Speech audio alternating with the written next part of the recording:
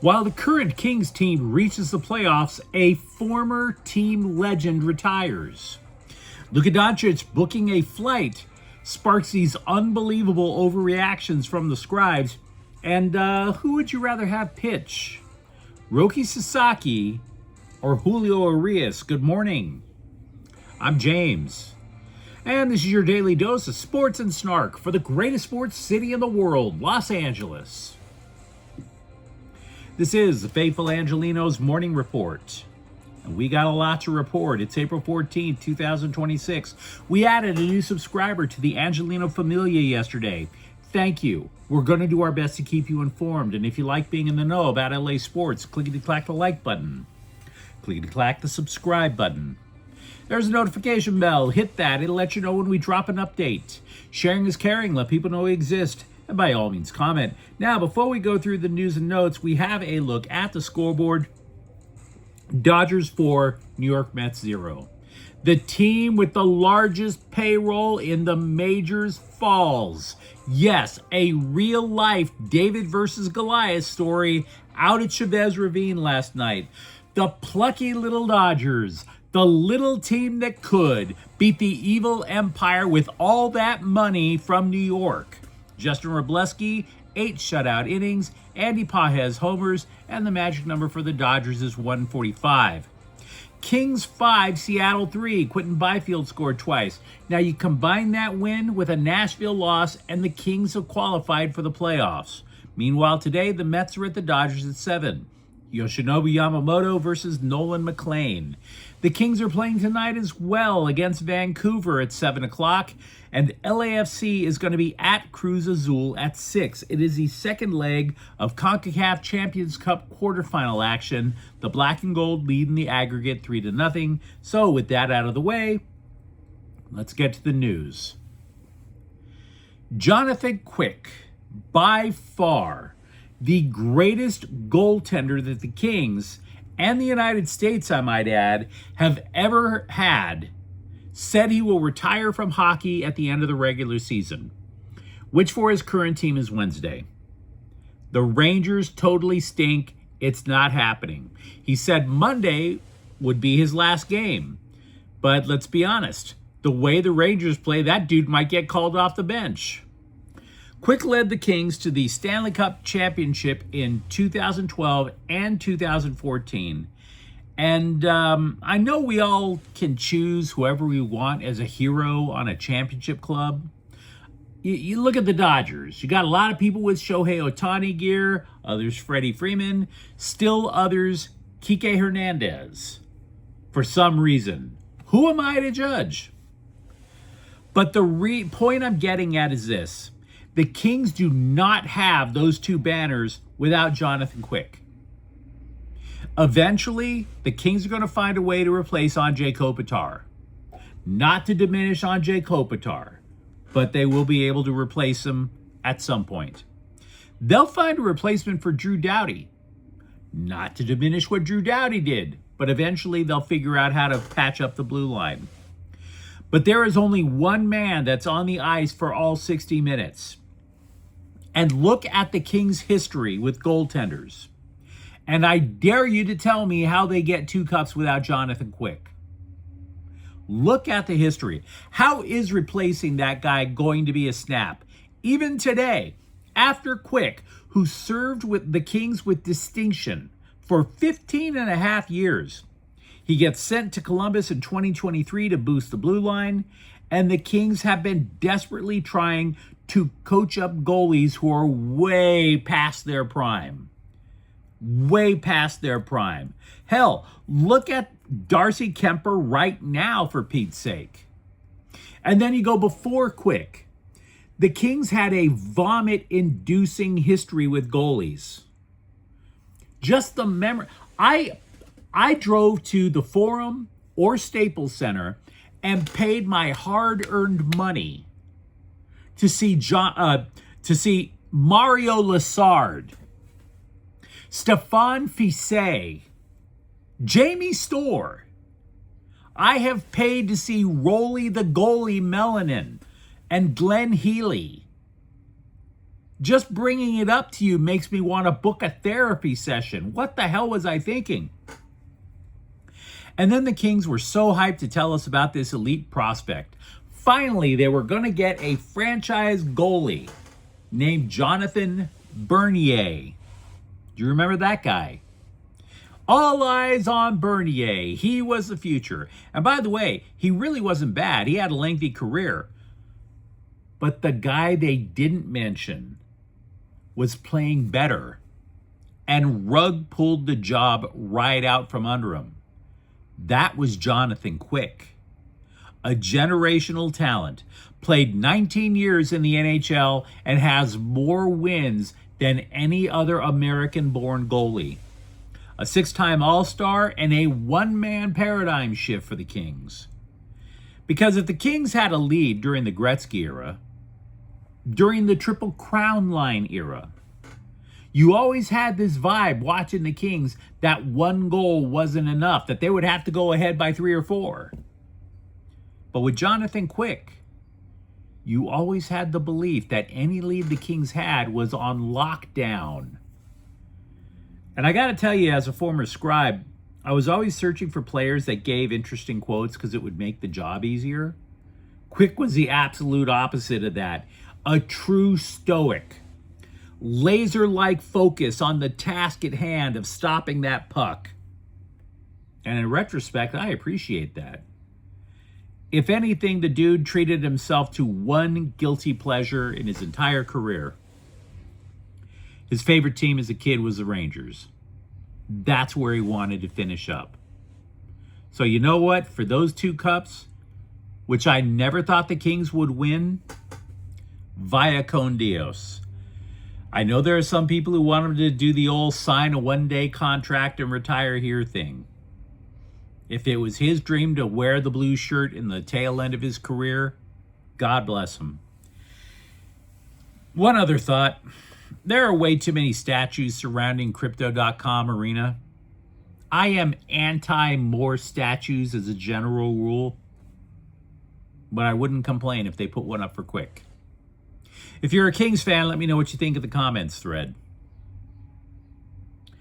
By the way, also with the Kings, here's a random thought. Player agents really like dealing with their front office. The Athletic surveyed a bunch of agents to find out which franchises they think are run best. Now, the clear winner was Tampon Bay, but the Kings ranked 6th. An anonymous agent said management takes care of the players and communicates very well with them. I bring it up because maybe that helps when there's a free agency rush in the summer. The Lakers will open their playoff series when they welcome Houston at 5:30 Saturday, but all of that was overshadowed because Luka Dončić is going to come back to town. And boy, did that spark a flurry of completely irresponsible headlines. Even from trusted news sources, such as The Athletic, quote, Luka to rejoin Lakers, which clearly makes it sound as if it's all systems go, that he's suiting up for game 1 after getting an injection of European magic fairy healing cream or something. And by the way, if that were true, if he does suit up for game 1, I would totally reconsider the European model of healthcare. If it cures you that quick, sign me up. But the more plausible reality is that Luka will rejoin the Lakers in street clothes. The Lakers star guard suffered a grade 2 left hamstring strain April 2nd. The injury typically sidelines athletes about a month. But then Dončić had the bright idea to fly to Europe for something to speed things up. So, despite the goofy headlines, to be crystal clear, there is no timetable for a Dončić return, let alone his status for game 1. Now, as for the series itself, I think the Lakers have a puncher's chance to win without Dončić and without Austin Reeves. The smart money says Houston.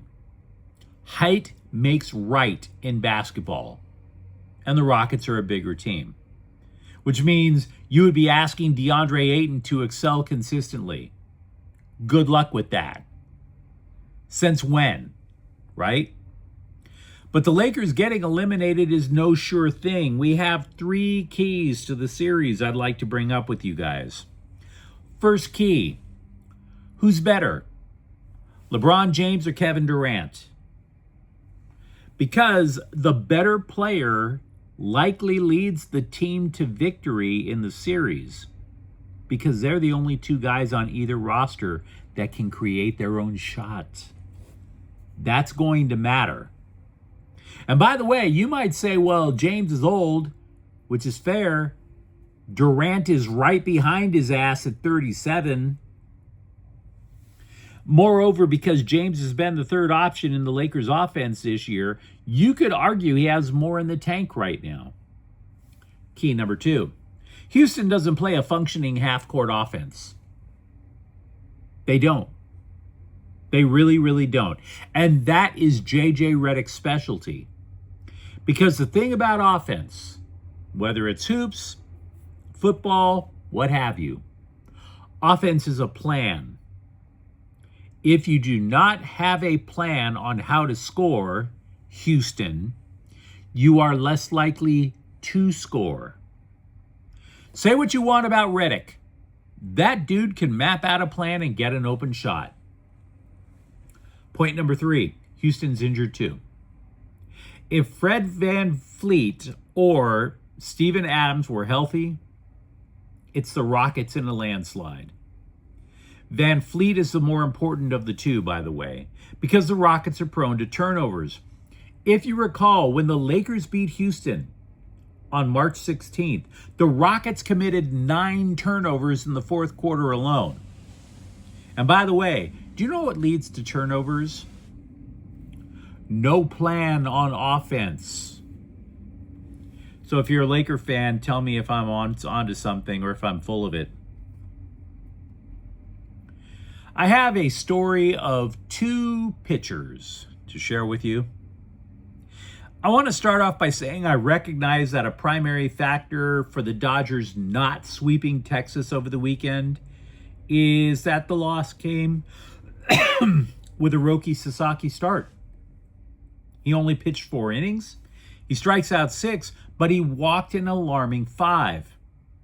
So what does that suggest? Well, it reminds me of one of the oldest axioms in pitching. Get ahead of the hitter. If you want one quick solution for Sasaki, it's that.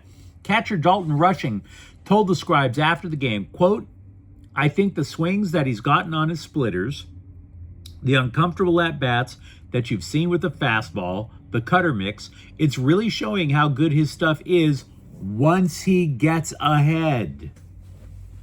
But it's all going back to just getting behind, unquote.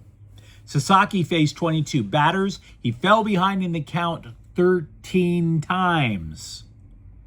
Now, to be fair, he didn't get the hell kicked out of him. He only allowed 2 runs. That lowered his ERA to a gruesome 6.23. But this is what we were talking about all spring training. The Dodger mindset appears to be, look, we believe we're in position to win all these other games. If we have to sacrifice a few L's to make Sasaki into something really big, we'll take that risk. Because if you take a moment and consider the alternatives, that brings us to pitcher number 2. The LA Times, to their credit, published an intriguing little article yesterday. Whatever happened to Julio Urias? Wasn't he supposed to be an ace by now? Somewhere? Now that his suspension is gone? Of course, we know the short version of what happened. He hasn't pitched since 2023 because he allegedly partakes in domestic violence instead of golf or woodworking. His agent, the factually challenged Scott Boras, claims other teams ask about Urias all the time, but the pitcher doesn't know if he wants to return to the mound. Quote, with the pitching market in this world, Julio can play in a minute, but I think it's about him deciding if it's something he wants to do right now, unquote. Can we just call that a lie so we can all move on with our lives? The evidence against Urias, who, by the way, pleaded down his legal case, the evidence against him was a lot stronger than the one against Trevor Bauer. Bauer would pitch off a mound covered in turd if it meant he could eventually return to the majors. So let's not buy into this agent's story about Julio Urias living his best life, okay? You want to know the reason why he's not pitching? I'll tell you. There's videotape. There is no videotape of Bauer assaulting anyone. Not saying I know he's innocent, although there's a lot of data to suggest he may be. But there's darn sure no videotape of him assaulting anyone. But if you see a guy attacking a girl, if you watch a guy attack a girl, right here in our souls, we know it's wrong. And we don't want to have anything to do with it. You can be a recovering addict and we will cheer you on in the United States. Look at Robert Downey Jr. for an example. But we don't cheer for recovering domestic abusers. We don't. That, and I doubt Boris would ever have any of his clients signed for minimum wage. I've run into many Major League Scouts who say Boris is content holding clients out for months if he thinks he can get a better deal. So if you want to know why he's not in the majors, that's why. Jalen Petty will transfer to UCLA basketball from Texas Tech, and I'm guessing he is in the running to start at guard. The Bruins' backcourt for next season is alarmingly thin, thinner than Jenna Ortega after 40 rounds of Ozempic thin. Only guards Trent Perry and Eric Freeney project to be on the roster before this move. Petty started 22 of 33 games as a freshman for the Red Raiders. He averaged 9.9 points, 3.9 rebounds, but only 2.2 assists. So those assist numbers do not tell me this is a point guard. You can say shooting guard, but not point guard. So if Mick Cronin trusts Trent Perry to run the offense, you get the drift. By my count, by the way, UCLA has 10 players on the roster now.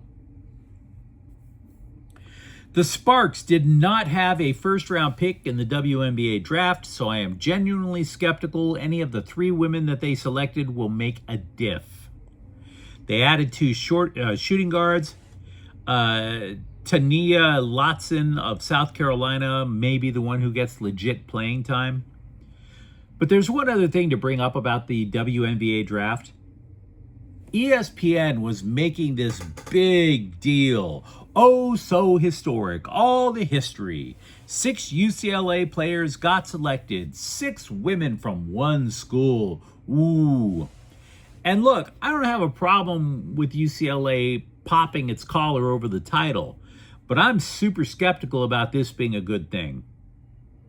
The thing I've noticed about WNBA roster building, how erratic and unstable the selections are. You may think the NFL draft is a crapshoot, or the NBA draft. They got nothing on the WNBA draft.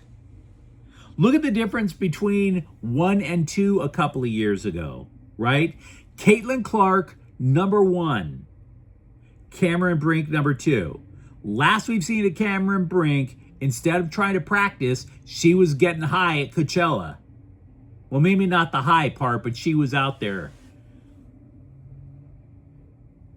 So I'm not talking about the players. I'm talking about the judgment of the front offices.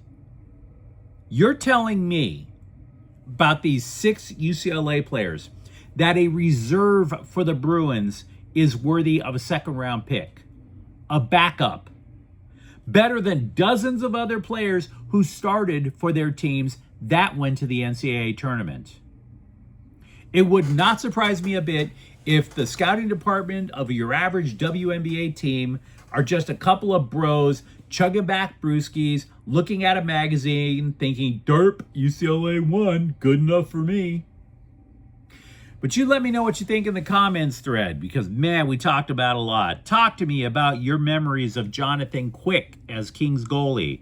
And for that matter, do you believe Luka Dončić is actually going to start for the Lakers? And if you enjoyed this update, don't forget to subscribe to Faithful Angelenos. We're talking LA sports every single day. Thank you for watching. I'm James, and we'll be back tomorrow. Faithful Angelenos is a Kian Corte El Queso production. Take care.